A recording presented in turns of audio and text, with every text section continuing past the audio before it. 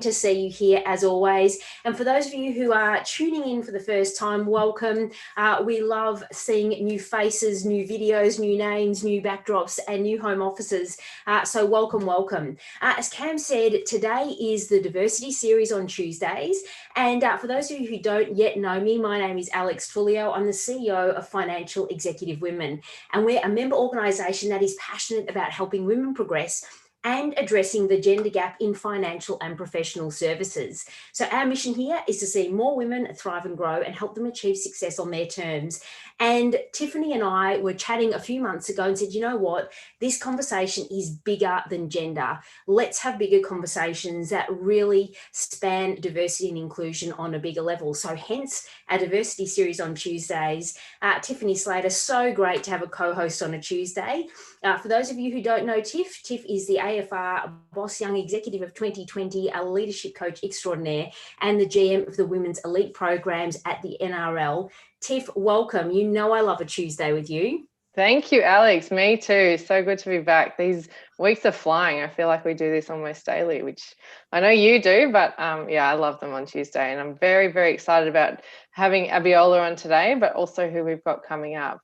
I'll introduce Abiola very shortly, but obviously next week we want to tell you who we've got coming up. So Sam Lane and Jess Halloran, so two award-winning journalists, authors, broadcasters, working for a number of networks, a number of publications, and very passionate about women, very passionate about sport as well. So a killer combination. We're going to have the two of them on and have a bit of a chat about diversity. But today we have Abiola. So Abiola is the director at Innovation Hub, Asylum Seeker Resource Centre. Abiola is a social innovator who's passionate about forming creative and sustainable solutions to increasing the economic and social participation of people that would otherwise be left behind in society. Abiola shares that ensuring that the individuals she works with have the level of agency required at all stages of the process is what is at the heart of what she does. Abiola is extremely passionate about self-actualisation and independence of those seeking asylum and refuge.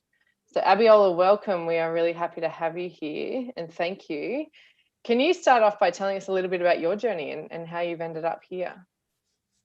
Thank you, Tiff, and thank you, Alex, and everyone that is listening today. It's really a delight to be part of this and to be featured in this edition again. Yeah, I think my journey to where I am today has been a roller coaster, to use a better word.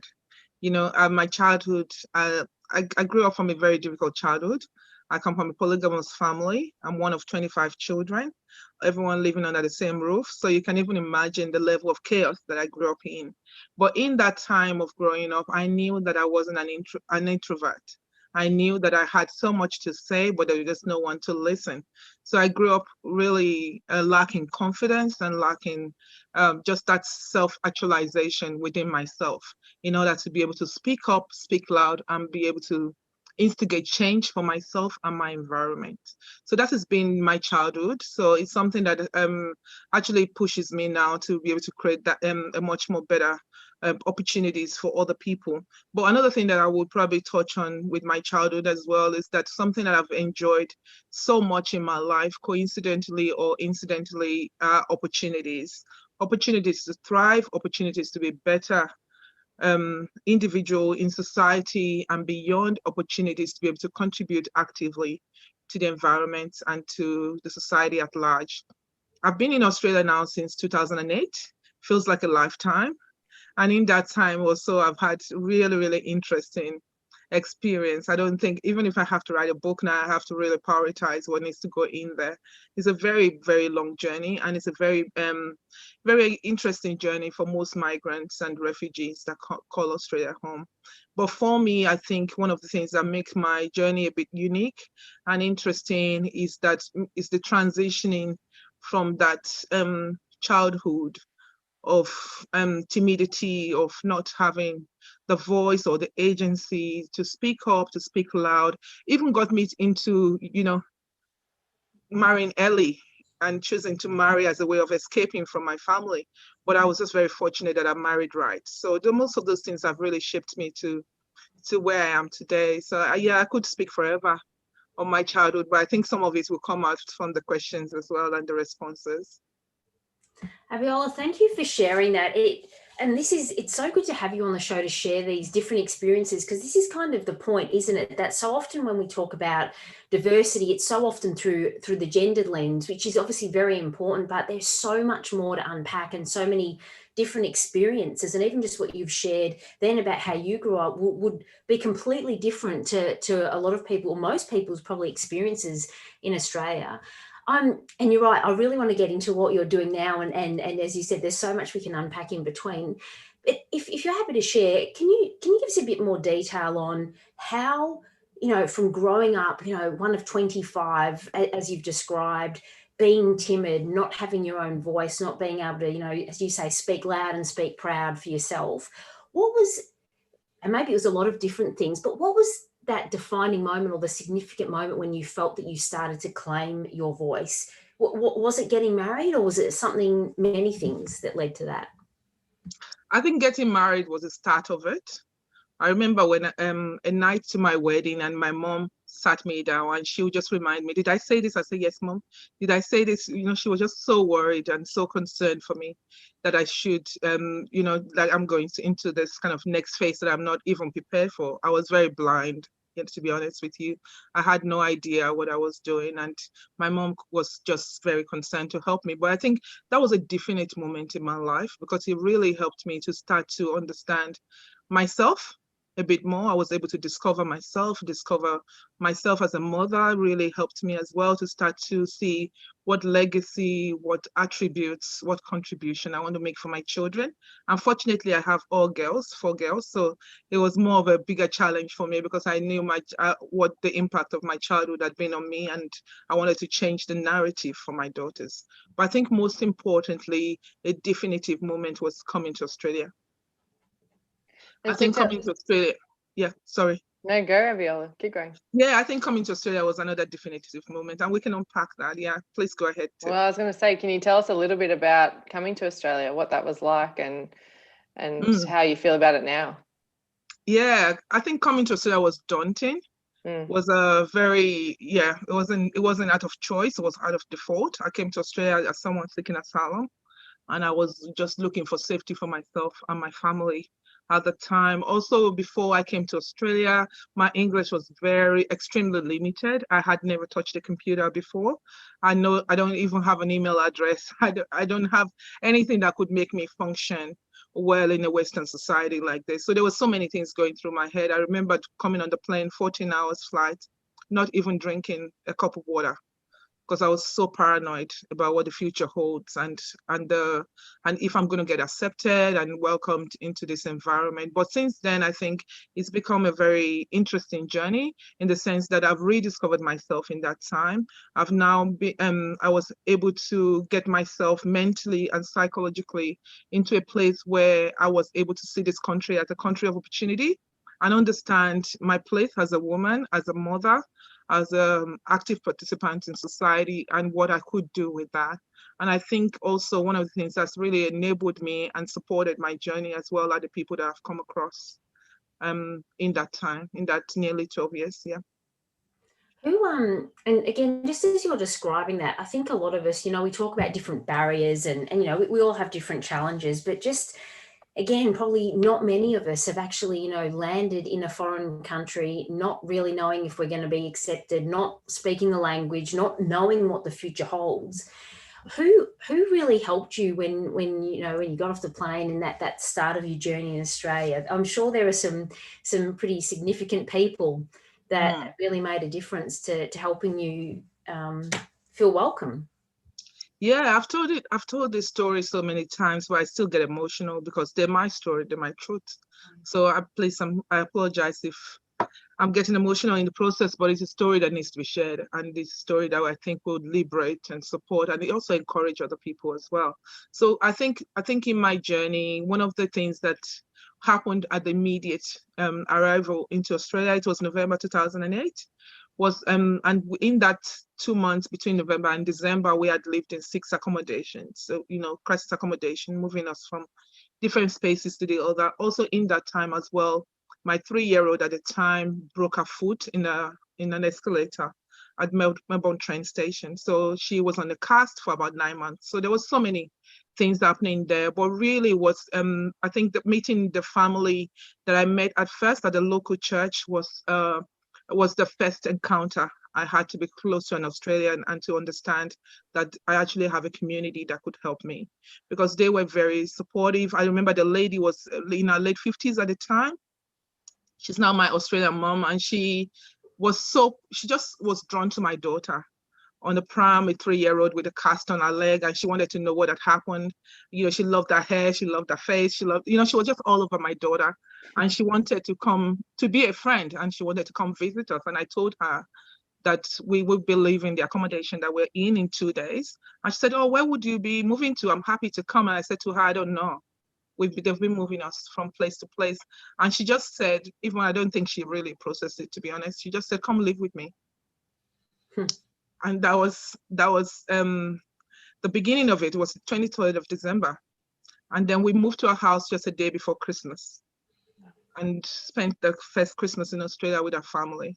That's a very changing time for me. And I think also the agencies, the services like the Asylum Seeker Resource Center that I now work now, I always tell people it's intentional for me to work in the refugee sector, because I've benefited from the generosity of the community. I've benefited from the resources and the capacity building that such agencies can provide. And I've also in the other end of the spectrum benefited from the support of the community at large.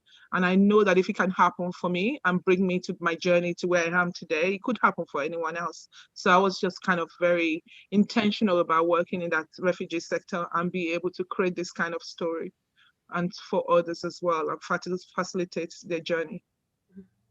Well, you've got such an incredible story to share, and the work that you're doing, there are many people benefiting from it, I'm sure.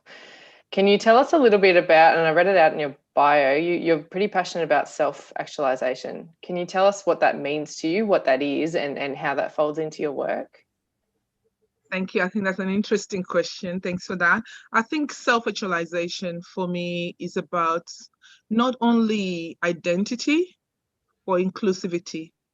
And I use those words intentionally because they are the things that have impacted me right from my childhood to where I am today. Identity in the sense that you feel the sense of embrace, you feel the sense of welcome, you feel the sense that you have what it takes and the opportunities around you to be able to be the best version of yourself and be of use, of meaningful use to society at large. And I think self-actualization is just that enabler where you have the opportunities, you have the resources, you have the agency, you have that in self-independence, both socially and economically, to feel like you're not only feeling you want to contribute, you can actually do that.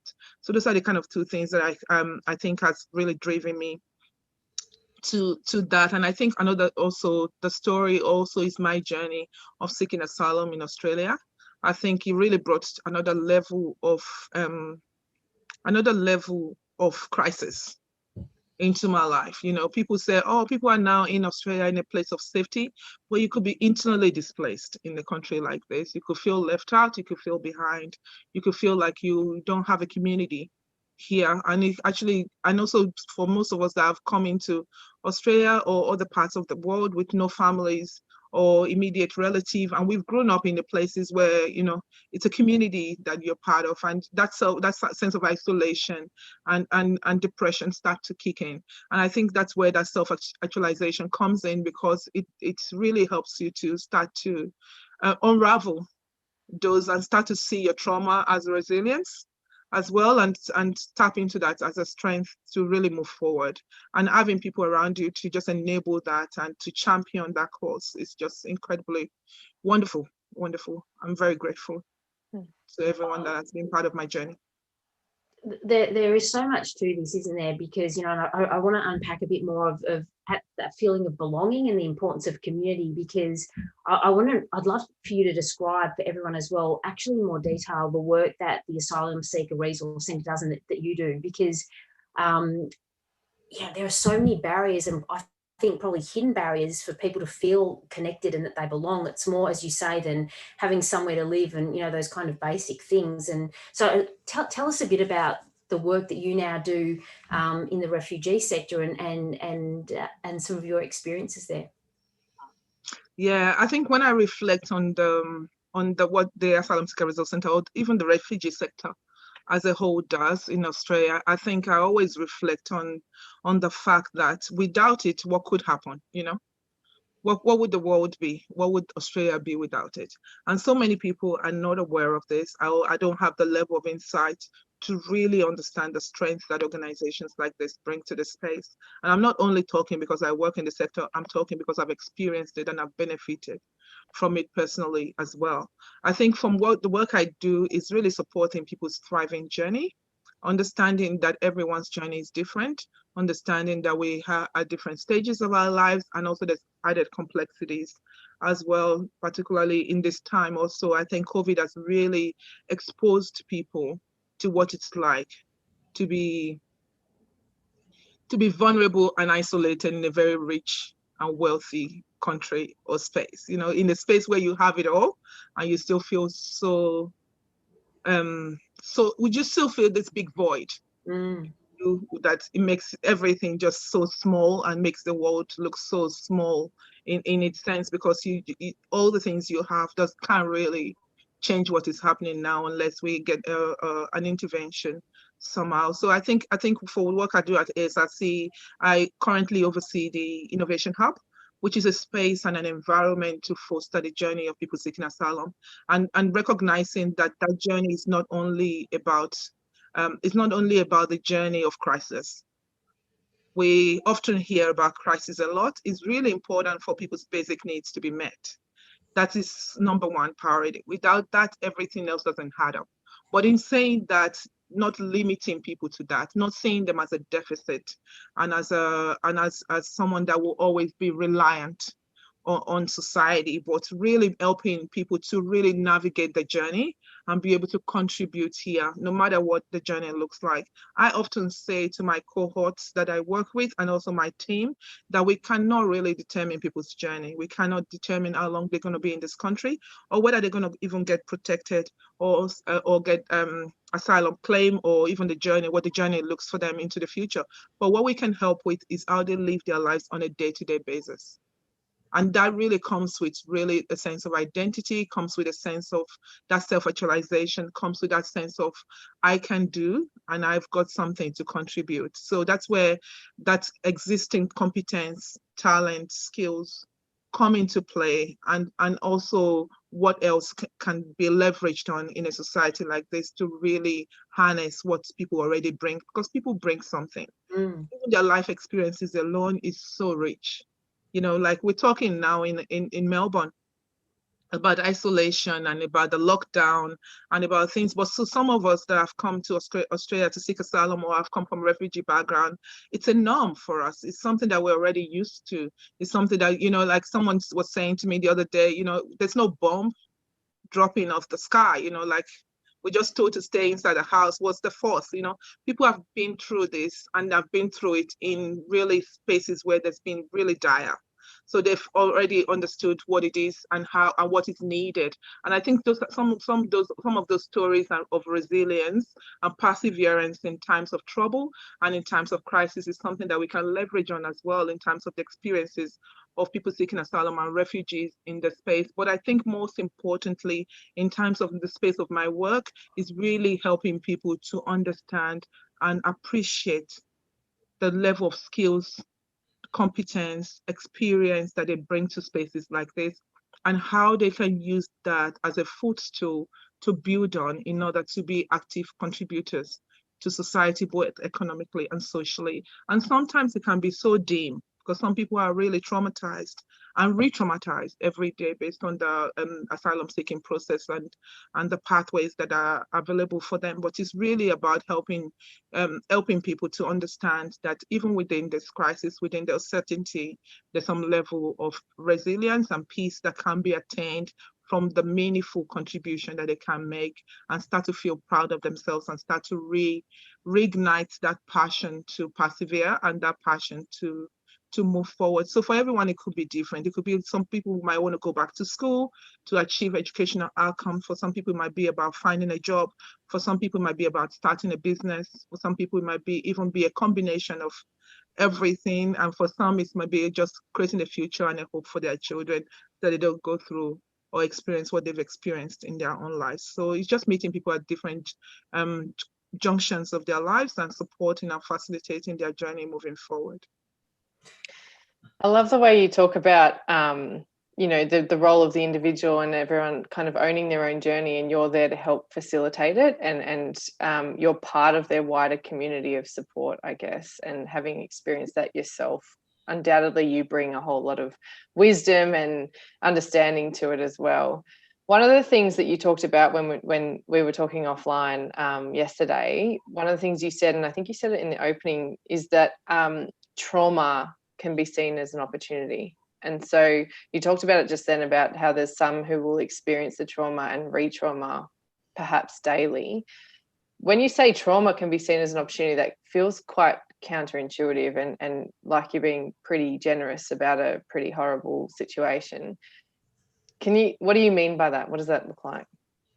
Yeah, I think in every journey there's experience, and that those experiences can bring its trauma or even brings different levels of reaction in that process. But what I mean by trauma can be a place of strength, and I'm talking from my own personal journey as well. I think being able to go through things, like I have friends that we've been through this asylum seeking refugee journey together, and I think some of them are even online now listening to us, and we always talk about this, like we rub things off very quickly, because if I've experienced this and I've overcome it and I'm still alive now, I can do this, I can do this, I can go through another stage, I can go through another stage, and things start small things start to become greatly appreciated. And it humbles your spirit and keeps you grounded in that sense as well. Because one of the things that it would do is to really help to appreciate the environment that you're in, and also see that leverage on those trauma, in the sense that, if I can think of the challenges I've had through my upbringing, through my challenges of seeking asylum in Australia, through navigating my way and all of that, it has its own traumatic experience, but it also has a strength there, because I know it's possible. I know the pain it's not forever. I know I can overcome it. And that's where the strength comes in. And you start to push through and start to see how you can create that systemic change and create a future and a hope, not only for yourself, but for others as well. So I think trauma is, and also I think some people always pre-assume trauma.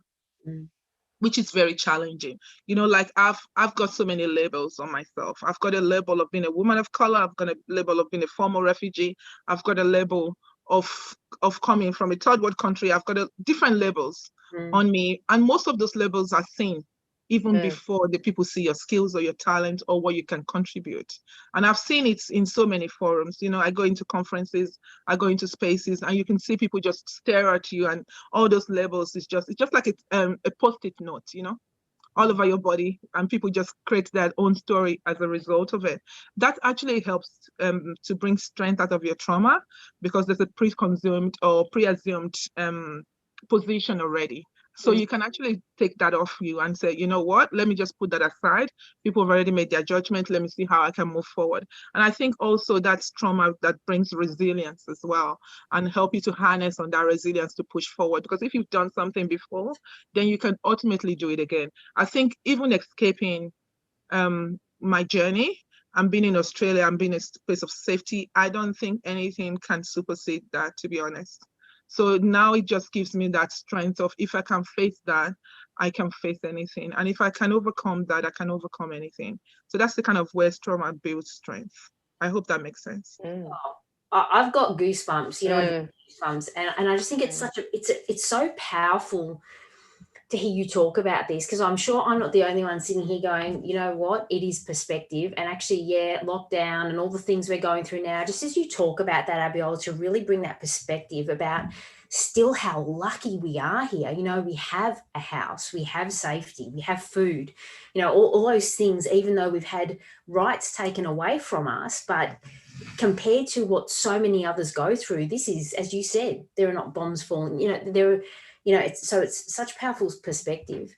And that was a great question, Tiff, as well, because I think that I wanted to ask, just as you're talking about the labels that you carry with you, and again, as I always say, we have such we have great chats behind the scenes as we're sort of preparing for the show and chatting about all sorts of things. And one of the things I'd love you to talk a bit more about, Abiola, is about these presumed notions, so the labels and assumptions. And for everyone listening, we were chatting yesterday, as Tiff said, and I think, Abiola, I was saying to you that last week we had Leela Smith on, who's the Deputy CEO of the Aurora Foundation, and we were talking a lot with her about cultural safety and about assumptions, and people feeling uncomfortable about saying anything, and how to really I guess, welcome and embrace people who don't feel the same as them, not just in the corporate world, but, that was kind of the context of what we were chatting about.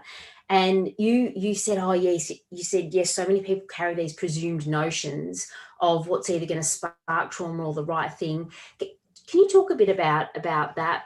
I guess both from a perspective of labels, but also given that a lot of our community, this is a professional community, financial services, professional services.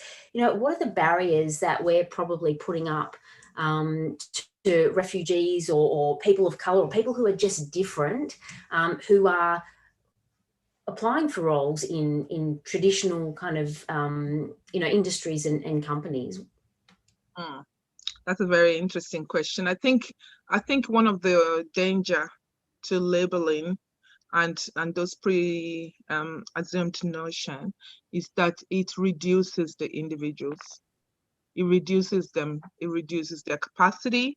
It reduces their sense of who they are and their ability to contribute. And like Indra Nooyi said in one of our videos, once it impacts your capacity, impact your competence as well. Like I've had people come across me, they see me in my professional capacity, but all they want to ask is about my refugee background, and using that mentally to justify where I am now. Like if maybe without your label, you probably won't be in this kind of position, and not really having this deep level of appreciation for how far I've come, or the competence that I've built, or the resilience that got me to where I am today. I think we can look at that and see it as a very uncomfortable thing that is happening. And I think also we're becoming too politically correct, that we're not challenging each other, and we're not having those respectful and courageous conversations around how we can change this perspective and how we can build on into a new narrative and a new story, because it's really about seeing people as a whole. Seeing people as an individual, as a whole person, as someone that has something to contribute, no matter how small. Everyone has something to contribute, and it's never going to be an equal slate. We hope to, we're thriving towards that, we're pushing for systemic change, but just giving a chance is a starting point. A chance for people to prove themselves, a chance to see them as a whole person, a chance to be part of a broader community and a broader society. And that's why those active representations are really important in professional setting, in organizations, because I think once people arrive in this country, as sad as it is to tell, I think I must be very frank here. Once people arrive in Australia, they're already in deficiency, because one, their skills are not often recognized, their overseas qualifications are not often respected, their capacity and ability to think creatively and to contribute to Western culture like this are not often recognized or realized in that process. So a lot of relearning and redoing and rediscovering happens in that process, which now brings that level of appreciation, or bring that rebel in people that go, you know what, whether you like me or not, I'm going to keep pushing through. So it could come in different reactions and behaviors. But I think for organizations and for professionals, thinking that, okay, how could I change this? How could I do this? I think that allyship is really important.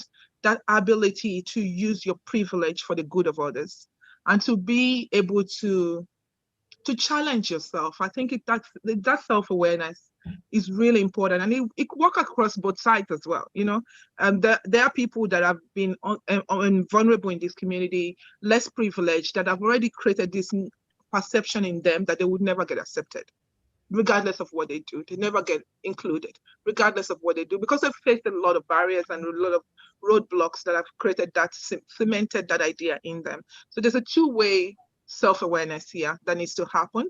And it's about drawing our community together and seeing that our community is changing around us. The shift is happening. Whether we see it, recognize it, or it's even happening by default. People are here. We are here.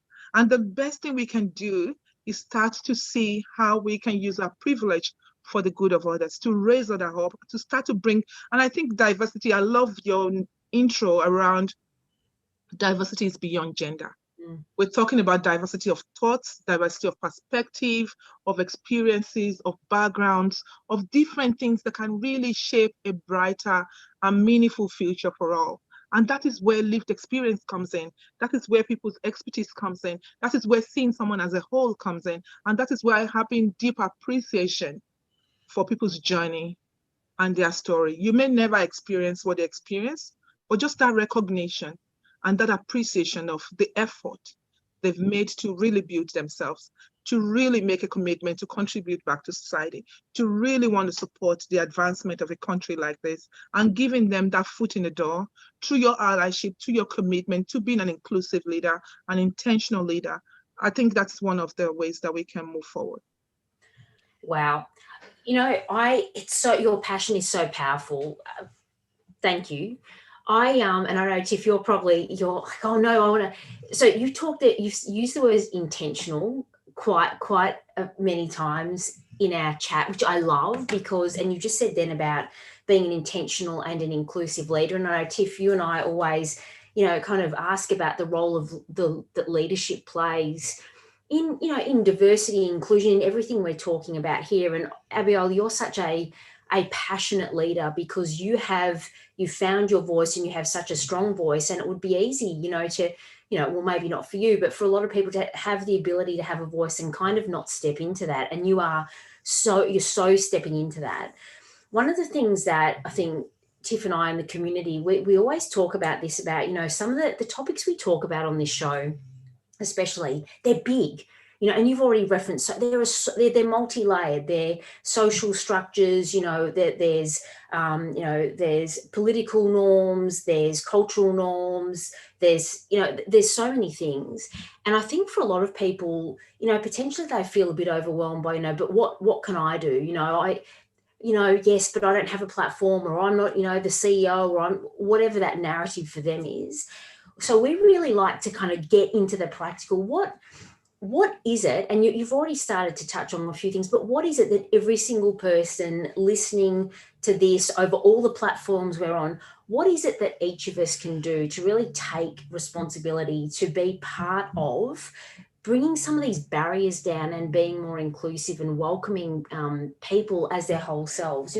What do you think some of the practical things are that we can really all do? Yeah, I think in terms of practical nature, and we're talking about the broader vulnerable groups here, because I think some of the principles apply as well. I think in terms of the practical things, it's one, having that level of awareness. I think there's no one that can tell you what you need to do or how you need to change like yourself. And the mirror is one of the best places to start. Just be sincere and be honest with yourself. Where am I at in seeing someone as a whole? Who are the people around me? Who are the communities around me? Who are my friends? And what role do I play to help them to have that self-actualization or empower or enable their journey to thriving? I think once we can do that, we start to see that it's not the role of the government, it's not the role of organizational leaders, it's actually our role, because there's so many people in our lives that we could start with. And I use that word intentional very, very intentionally, if that makes sense, because I think that's one of the things that have been a driving force for me.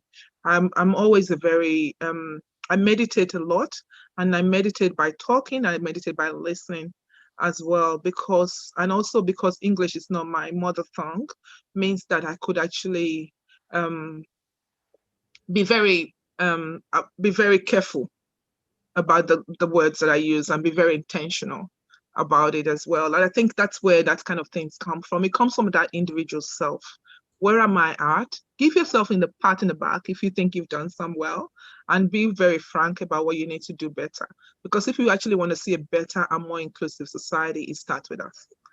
The role of the leaders are there, but it actually starts with us. And I think one of the things as well that we can do from an organizational perspective is really to start to be very frank about our ratio and our quotas around this active representation.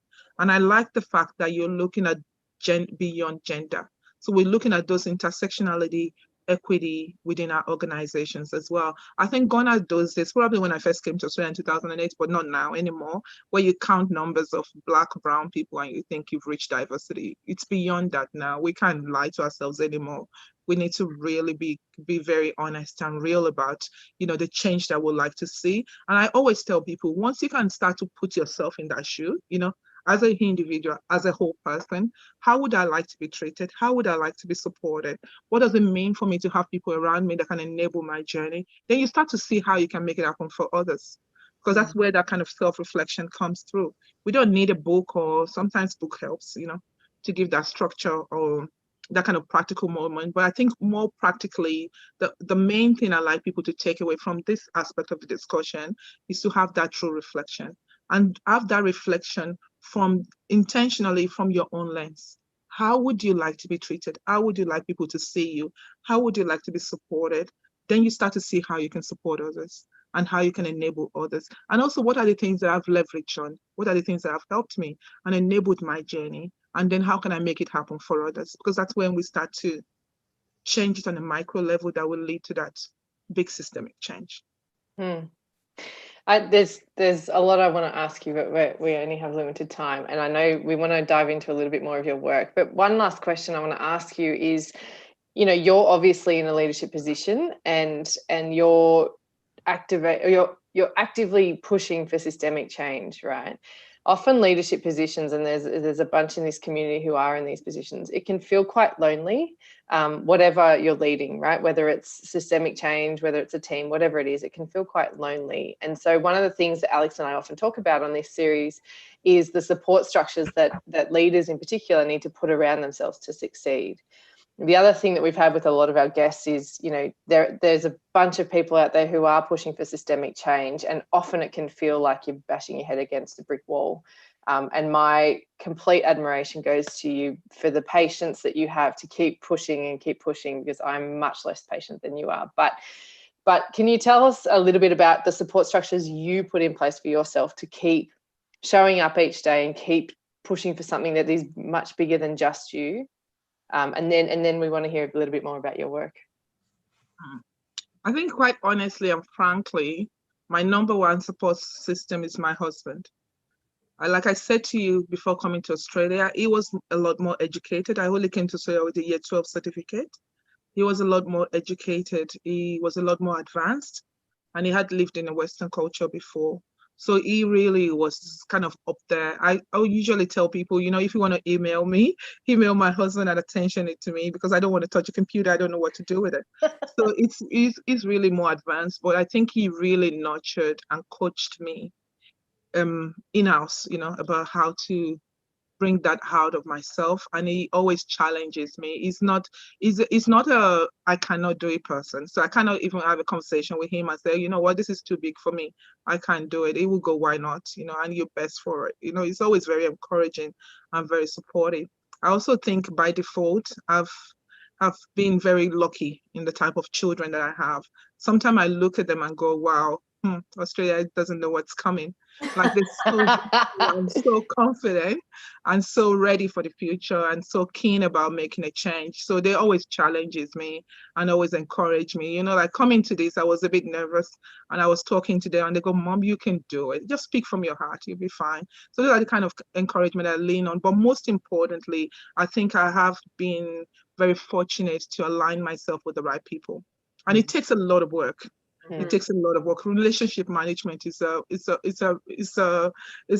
part of your portfolio, is a big part of your portfolio. So it's taken a lot of commitment for me to really pursue those relationships, to see the best in them, and to see how I can leverage on it. So those relationships has really helped, whether it's been a mentor, whether it's been a boss that is very supportive of my future, and whether it's been someone that's always advanced my course. You know, I was watching a video recently about the 4 types of friends you should have. I can't remember them at the top of my head now, but I think the one that I love the most about it is the one that is where you are and is still willing to help you grow and get there. So those are the kind of people that I put around me. Yeah.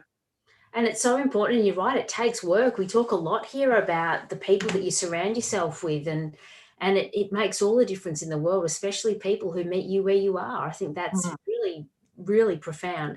So Abiola, I know we're running out of time, but I want to know about your project. And Cam, you've got a video there as well. It'd be great if you can play that as well. But tell us a bit, while Cam's setting that up, Abiola, tell us a bit about what you're up to. Yes, I'm always very excited when I talk about this project. I'm excited because of the opportunities and the future and the legacy that I've been picturing for people seeking asylum and refugees, and it's now coming to life. And this is just the very beginning of it. So this project started about 2 years ago, started with a burning desire to create a home and a build and an environment for people seeking asylum in the Dandenong area. So as part of my job, I oversee the Innovation Hub, which cuts across Dandenong and Footscray.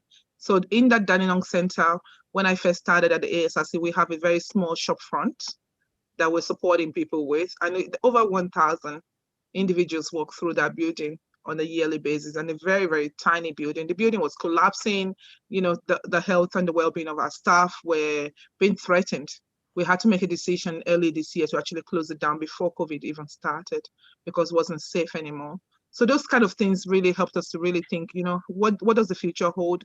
How can we create a more suitable and conducive environment for our workforce and our members? But most importantly, there was a decision made by the government early, the federal government, early in 2017, which really ripped people seeking asylum off of the 89% of Centrelink, which is like a safety net that they get, and really a very important resource because it helped them to really focus on education and employment and things that they need to do to really get themselves into that self-actualization stages. So that really changed the course of for us in the Dandenong area. So one of the things we did very quickly, and mindful of time, is that we undertook a study. Like I said, I think it was pictured as well in my bio. I'm one that always makes sure that people are at the center of what I do and the decisions I make and the decisions I recommend to our leadership as well, is that we really listen to people and understand what they need. So when we saw that the needs were shifting, we wanted to really understand not only what those needs are. Secondly, we want to understand who the services are in the area that are meeting those needs and what the gap currently is. And also the third and most important thing for me was to be able to demonstrate to our board what the mission and the vision of the ASRC is in the Dandenong Center and in the Dandenong area moving forward, because we don't want to be duplicating services, and we recognize that ASRC can not only be the organization that will be meeting the needs of people because it's not sustainable. So that's how the center came about, and we were being fortunate to get the generosity of community. We had 2 donors that bought us the building. So we actually have our own first building as the ASRC. People are always shocked to hear that, yes, it's our first building, apart from a bus that is, you know, it's almost falling apart. This is our first own property, and it's going to be a beautiful legacy for the refugee community moving forward. And it's a symbol of what communities can do when they choose to respond. So this center has been two years in the making. It's seen the different individuals come on board. 13 big corporations have been part of the design, development, and the refurbishment, as well as we're partnering with various community organizations in an integrated service approach, which is going to be a new one for us, because like the center we have now in ASRC, Footscray, it's only ASRC that's running all the services. But now we want to really expand our reach. We want to bring in as many services as possible so that we can have that, not only the wraparound approach, but also have that joint ownership and support for people so that we can quickly enable their journey and support their ability to that self-actualization and independence. Please, if you can play the video now, I think it will give you a bit more in-depth knowledge into the project. I don't think the sound is coming through. And like I want my parents to have an easier and happy life in the future. When I come in this country, we had our dreams. But if not resources, how you can see the dream? How the dreams can come true? We have the highest population of people seeking asylum in Dandenong. But in the Southeast, as it stands, there's no space, a gathering space for people seeking asylum. There's no space for them to access oatmeal. There's no space for them to be able to even just speak about what they're going through. Ümit vaat eden bir ülke olduğu için evet belki geldi. Yeni bir yaşama şansının olabileceği için gelebildik buralara.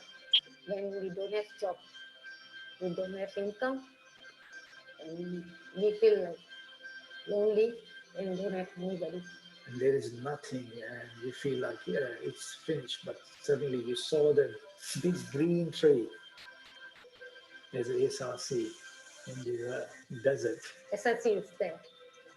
For me, SRC is there, like a family. In that moment, I feel like want to cry, really, because nobody will help us like that, They make us feel that, like, yeah, with our full of challenging journey, they are with us. A lot of people will be destitute, will be going hungry, will not have a roof over their head unless we provide it. Having a new center that can be able to meet the people's immediate need is what we are hoping to achieve. We will be able to offer them more services like housing, like legal and food. It will not only bring services to where people need it, but it will create a home for them, a place of hope, a place where I know humanity is responding the way we need to, and people seeking asylum are being treated with dignity, respect, and given the opportunities that they deserve to be able to call Australia home. I would humbly request that, like, to step up and support ASRC and be a part of this wonderful organization and feel proud yourself. Please support us. We want you on board. We are on board, and without you, we can't make this happen. So please help us.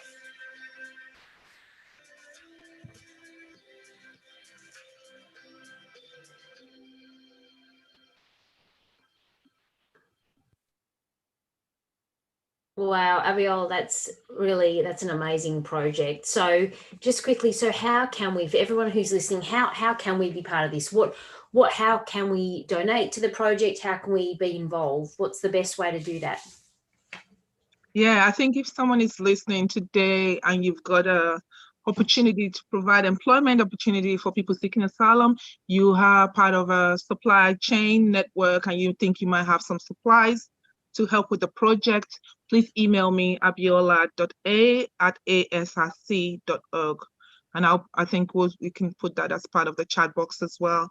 Also, if you would like to donate, please support us through our website, asrc.org.au. asrc.org.au.